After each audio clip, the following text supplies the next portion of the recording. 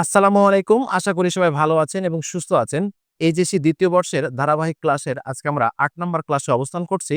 আমরা উচ্চারণ নিয়ে ক্লাস করছি এবং উচ্চারণের আজকে একটা টপিক নিয়ে আলোচনা করব অর্থাৎ ফলা নিয়ে আমরা আলোচনা করব এবং সেই ফলাটার নাম হচ্ছে জফলা অর্থাৎ জফলার উচ্চারণ বৈশিষ্ট্য নিয়ে আমরা একটু আলোচনা করব। মনে রাখবো অ এর পর পরবর্তী ব্যঞ্জনের সাথে যদি জফলা দেখতে পাই আমি, অর্থাৎ অ এর পর পরবর্তী ব্যঞ্জনের সাথে যদি জফলা দেখতে পাই, তাহলে আমরা সেই জফলাযুক্ত বর্ণটার উচ্চারণ করব হচ্ছে ২ বার।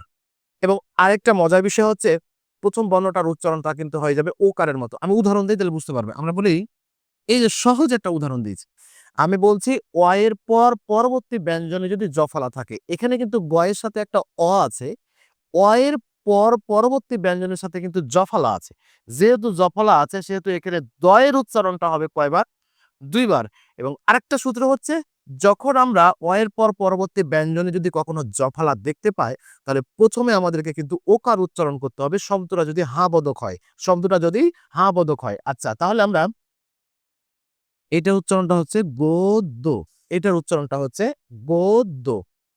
তারপরে হচ্ছে আমি যখন আবার বলব বললাম হচ্ছে এই যে তার মানে এটার উচ্চারণ কি হবে? পদ্ম, পয়কার, দ হসন্ত দয়কার। তার মানে হচ্ছে অ এর পর এখানে প এর পর বা গ এর পর এভাবে বলার দরকার নেই। অ এর পর কারণ এই ব্যঞ্জনগুলোর সাথে কিন্তু অবশ্যই অ আছে। অ এর পর পরবর্তী ব্যঞ্জনে জফলা থাকলে যে ব্যঞ্জনের সাথে জফলা থাকবে তার উচ্চারণ হবে ২ বার এবং শব্দটা যদি হা বোধক হয় তাহলে অবশ্যই ১ম এ ওকার নিয়ে উচ্চারণ করতে হবে। অ এর উচ্চারণ বৈশিষ্ট্যে কোথায় ওকার হবে, কোথায় ওকার হবে না এগুলো নিয়ে আমরা কথা বলব। তার আগে আমরা এই জিনিসগুলো একটু শিখে নিচ্ছি। এরপরে জফলা নিয়ে একটা গুরুত্বপূর্ণ কার্যকলাপ আমরা একটু মনে রাখবো। বিশেষ করে জফলা বফলার সাথে যখন থাকে। মনে রাখবো বয়জফলা ডিরেক্ট বয়জফলার উচ্চারণে থাকার কিন্তু ক্ষমতাটা নেই। সে কিন্তু কি হবে? বয়জফলা আকার হবে। এটা একটা কথা। বয়জফলা আকার হয়ে যাবে। কিন্তু মনে রাখবো বয়জফলার পর পরবর্তী ব্যঞ্জনে যদি হ্রস্বইকার এবং দীর্ঘইকার থাকে বয়জফলা কখন সারা জীবনে কিন্তু বয়জফলা আকার নামে উচ্চারণ করতে হবে। মানে কোন শব্দেতে আমি বয়জফলা দেখতে পাচ্ছি, তাহলে কিন্তু তাকে যদি বয়জফলায় রাখার প্রয়োজন পড়ে, তাহলে কিন্তু আমরা সেখানে বয়জফলা আকার নিয়ে উচ্চারণ করব।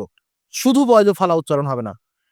কিন্তু একটা ব্যতিক্রমী জায়গা, বয়জফলার পর পরবর্তী ব্যঞ্জনের সাথে যদি হ্রস্বইকার এবং দীর্ঘইকার আমি দেখতে পাই, তাহলে এই বয়জফলা আকারটাকে আমরা উচ্চারণ করব হচ্ছে বে। কি উচ্চারণ করব হচ্ছে? একার দিয়ে উচ্চারণ করব। বয়জফলা হয়ে যাবে একার।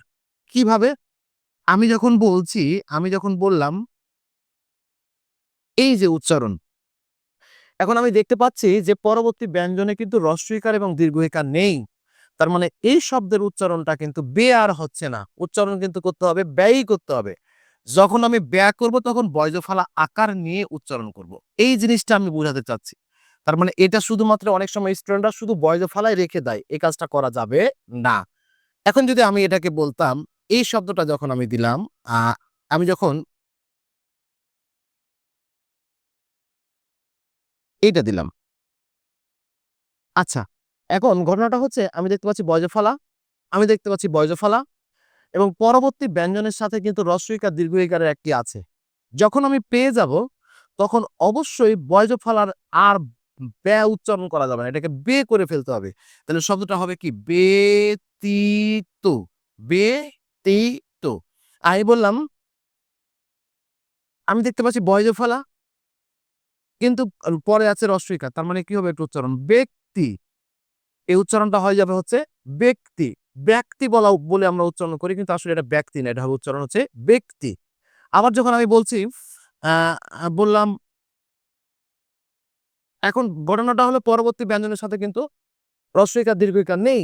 যেহেতু হ্রস্ব ইকার, দীর্ঘ ইকার নেই সেহেতু এই উচ্চারণটা কিন্তু ব্যয়ই করতে হবে। ব্যবহার। তাহলে আমরা জফলা নিয়ে যে কথাগুলা বললাম, এরপরে আরো কিছু কথা আছে। জফলা যদি কখনো যুক্ত ব্যঞ্জনের সাথে শেষে থাকে তাহলে তার উচ্চারণ হয় না। তবে সেই রকমের উচ্চারণ আমরা পারবো সেগুলা। আজকে আমাদের বেসিক যে জফলার উচ্চারণের বৈশিষ্ট্য সেটা হচ্ছে আমি আরেকবার রিপিট করছি। এটা অনেক সময় স্টুডেন্টরা বুঝতে পারে না কিন্তু আমি বুঝাই দিচ্ছি।